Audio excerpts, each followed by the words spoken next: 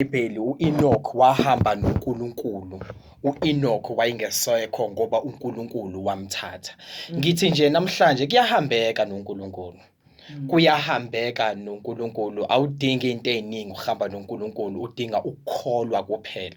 Lithi iBhayibheli u-Enoch wahamba noNkulunkulu. iBhayibheli mfundisi wami lithi abantwana baka-Israyeli uma ngabe bephuma e-Egypt, lithi iBhayibheli bafika endaweni yase-wilderness. Indawo ye-wilderness lithi iBhayibheli kwakukhona ulwandle phakathi kwabo. Mandulo abantu bahamba noNkulunkulu kodwa babhekana nolwandle olubomvu. uNkulunkulu kanye nabo, but ulwandle olubomvu liyafika noma uNkulunkulu ekhona.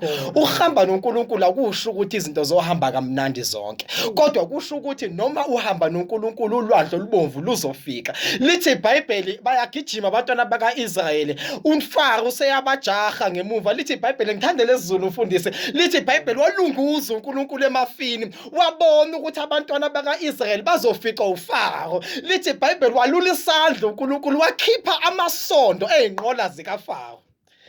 Whatever meko ekufunayo usuhamba noNkulunkulu usumamkelile, ungakhathazeki, ngeke ikuthole leyo nkinga. uNkulunkulu uyikhiphile amasondo. Mfundisi wami. Inqola kaFaro ikhishiwe amasondo mfundisi. Asikakhathazekile. Ngeke zikufumane inqola kaFaro ikhishiwe amasondo. uNkulunkulu kwenzela umusa. Uma ubuka impilo yakho sikhona isandla sikaNkulunkulu.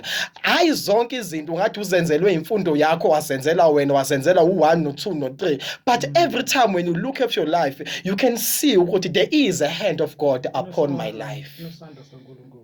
Akhona ama-accident odlulekiyo ngoba bekukhona isandla sikaNkulunkulu. It's like you have to do like a stock taking of your life. Yes. So that you can see, how God has taken you through all, these encounters that you have had. Those are wise words, and those are very encouraging words indeed, to say that whatever we're going through, we might see, even at uNkulunkulu akekho, but